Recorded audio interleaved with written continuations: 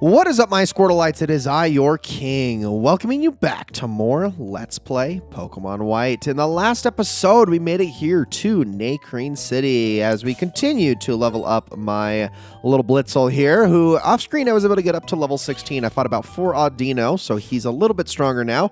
Got Thunder Wave to replace Charge. Unfortunately, Marty is not capable of learning Work Up, which is a bit of a shame, so I don't have anything that can really boost his attacks anymore, but he's a lot stronger now, and having Thunder Wave is also going to be really huge, especially for this upcoming gym. So, shall we head inside? I suppose we should. Wait, hold on a moment.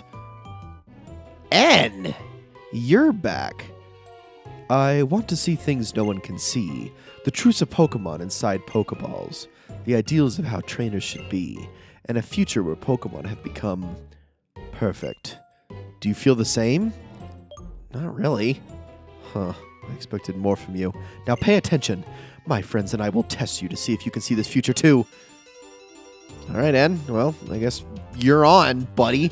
So he's got 3 Pokemon this time. That's quite the step up from last time, but at least he's starting off with a Pokemon that Marty can handle with ease. So let's do this.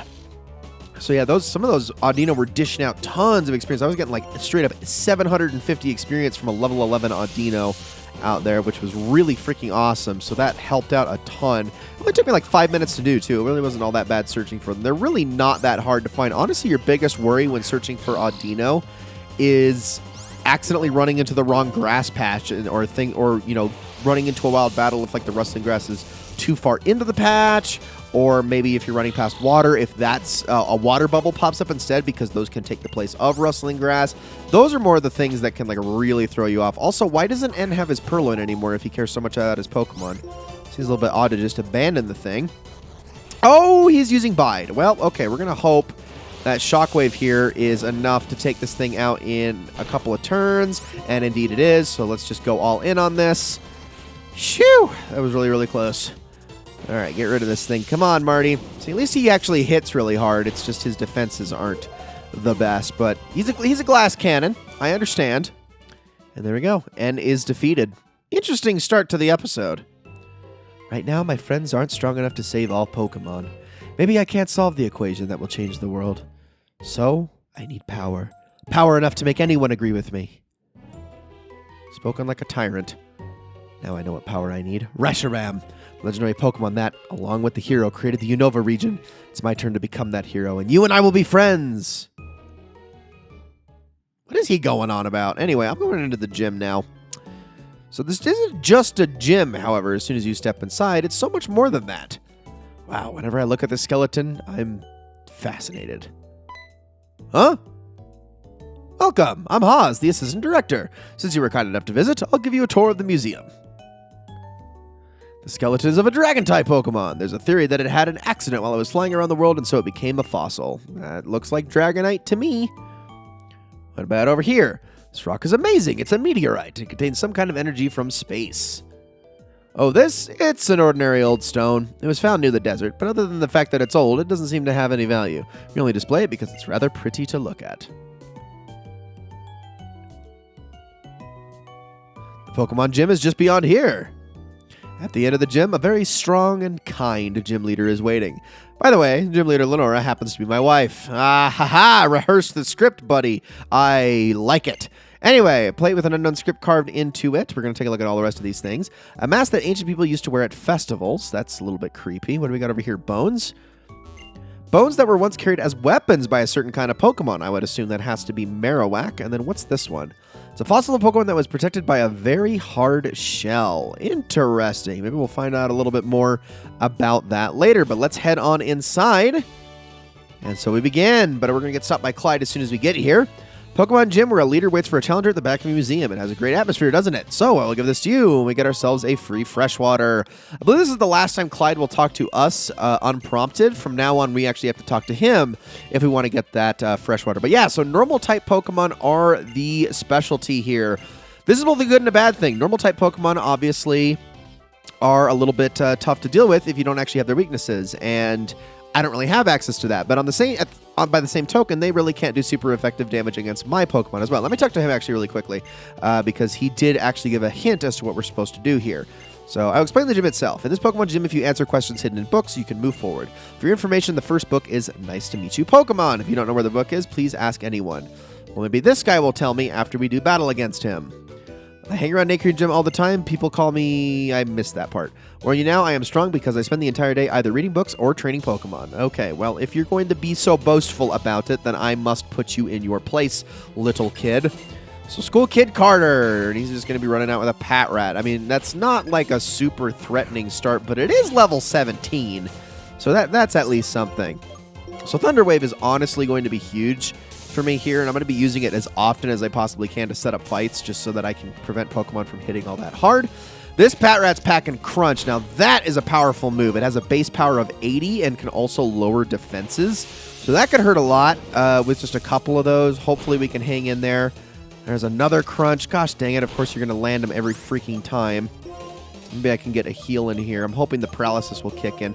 This is actually my last potion. I will be sure to stock up a little bit more probably between episodes. Now Patrat is paralyzed and can't move, so that's good. Let's use a Shockwave again.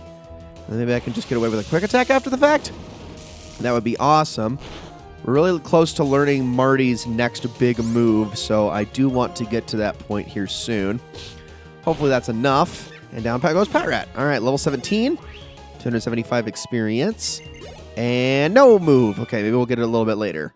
But we were able to beat the kid. What's he going to tell us? The first recommendation is a book called Nice to Meet You, Pokemon. The bookshelves for children's books are close to the entrance, so it's got to be one of these two. Let's go check the left one first.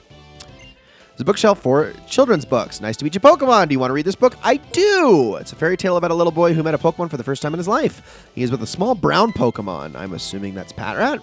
There's a memo between the pages. Pokemon trainers, I am the gym leader Lenora. I had 4 memos in this library. Each of them has a question.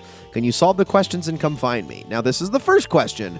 What is the first Pokemon you met in this gym? The hint is on the bookshelf in the middle row. Now try to find it. Well, that would have to be Patrat. Let's go talk to the one where there's no girl. So for Pokemon, the biology of Patrat has to be this one. Describes the biology of Patrat. They communicate with each other by moving their tails. A Patrat raises its tail when it sees an enemy.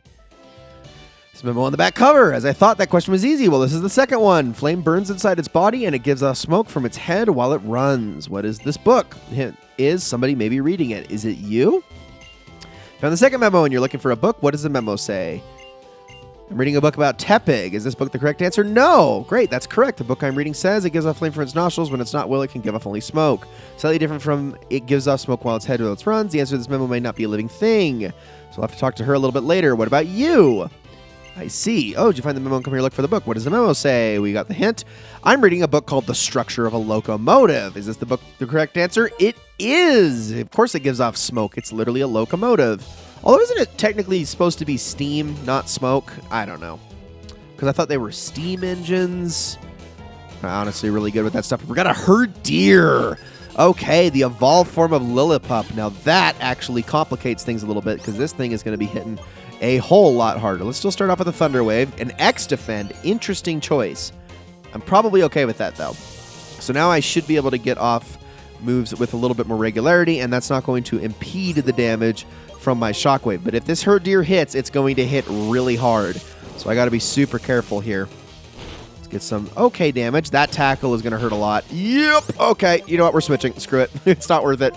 Marty. Oh, Marty. Don't worry, I'll eventually get him to a point where I'm not even concerned about his frail defenses, I promise. But gosh dang, this Herdeer hurts a lot. It even hurts Arthur a lot.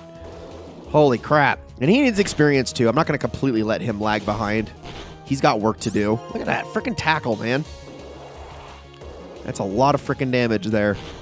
And down you go. That's with the Miracle Seed on that Leaf Tornado too. Pretty good experience. But we have beaten her.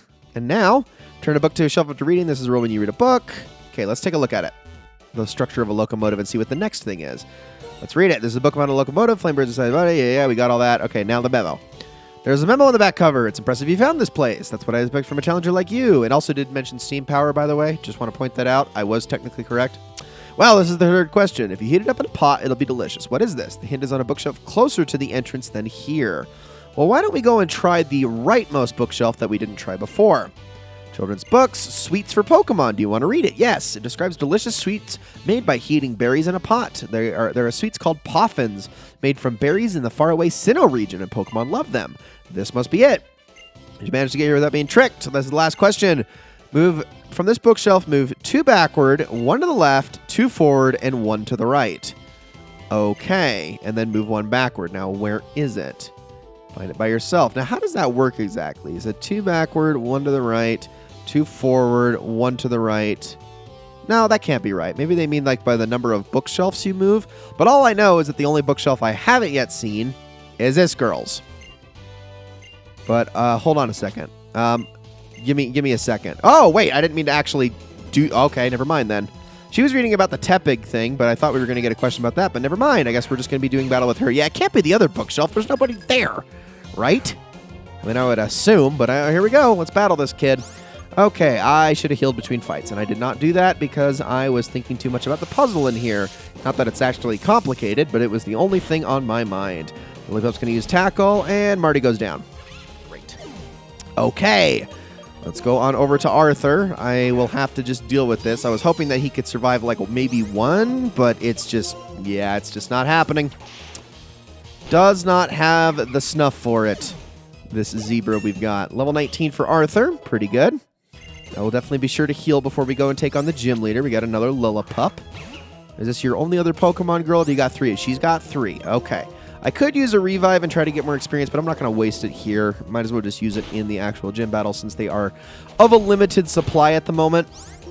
Arthur needs heals as well, so I'll use a Leaf Tornado next. Gosh, you know, that I told you guys at the beginning of the series, don't sleep on Lillipup. It's actually a really good Pokemon. One of the best early game normal types you can get in any of the generations. This thing's got some good attack, it's got some decent speed, and when it becomes a Stoutland, it is brutal to deal with. So you really can't go wrong by adding this to your team. I'm serious when I say that. Like, don't take these little puppies for granted. They can hurt. They can hurt pretty badly, especially when they start evolving. So I will meet you all back here in a moment, but first, you'll meet the gym leader soon. This is the last book. Now read it. Let's take a look. After I go the wrong way. Biology of Tepig, want to read? Yes. Flame burns inside his body. Okay, now here's the memo. There's a memo between the pages. You managed to get here. Well done. You seem to have wisdom as well as strength. I look forward to our battle, gym leader Lenora.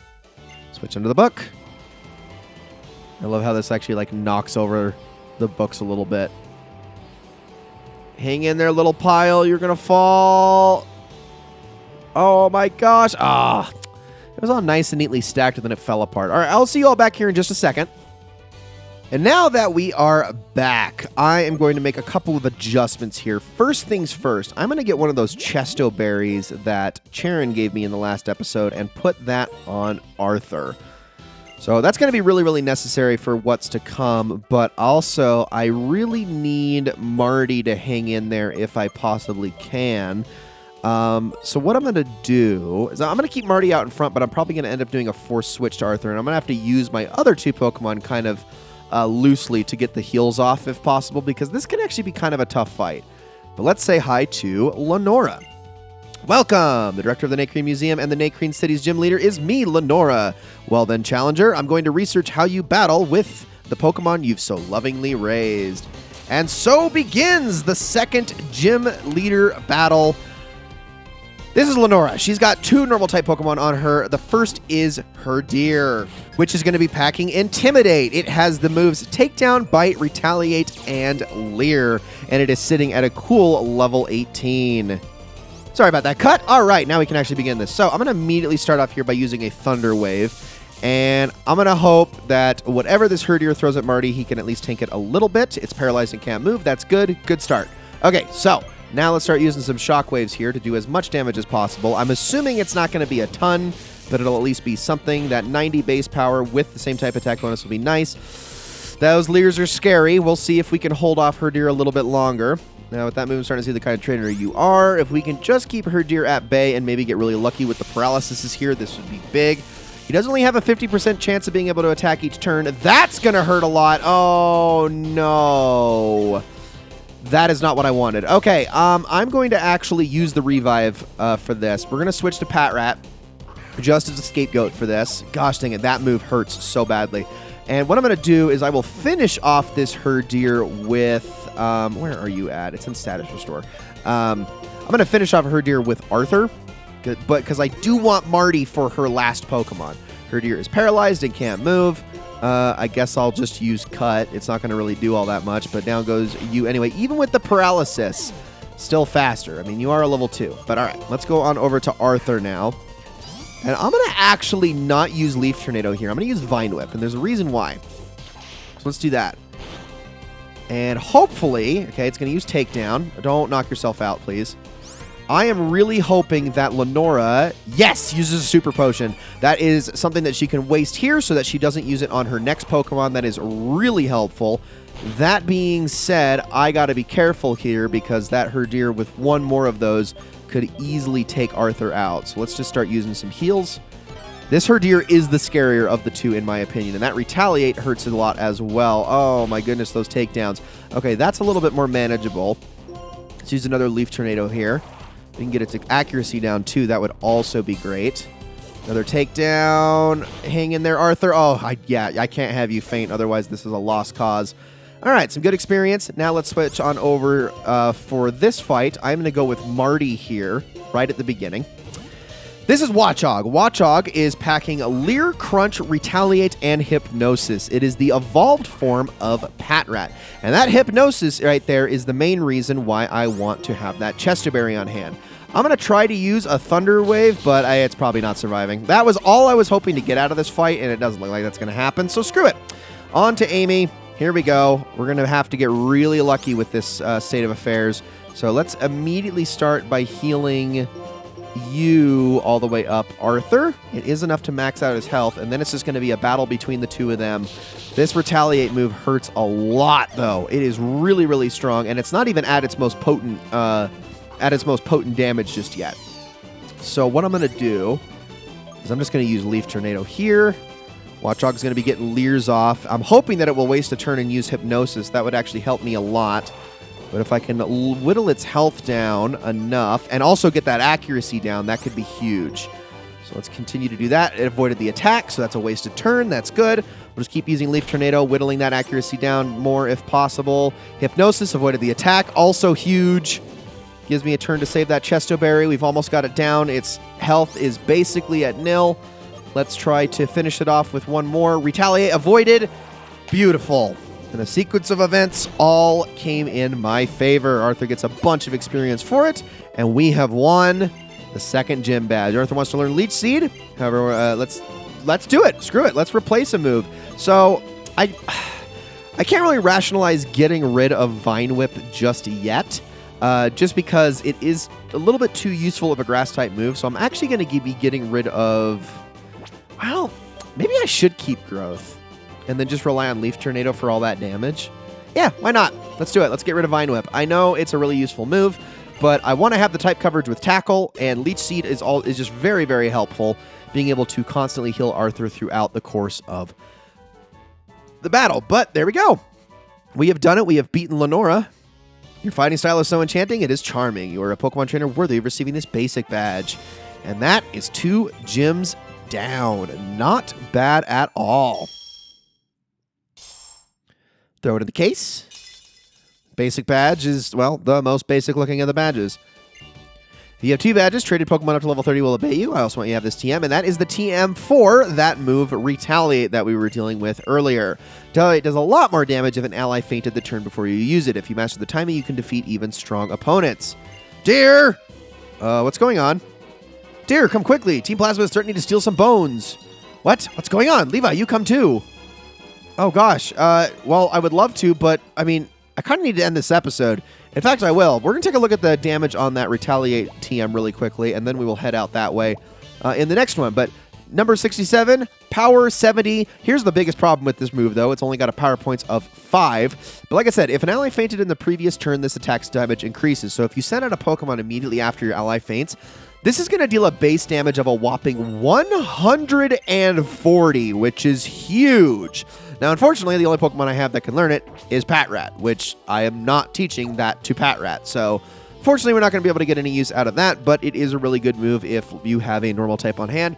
Extremely good on something like Lillipup, Herdier, and Stoutland. But with all that said, guys, that is going to be it for this episode. Thank you all so very much for watching. I hope you enjoyed this episode of Let's Play Pokemon White very, very much, and I'll see you all in the next one.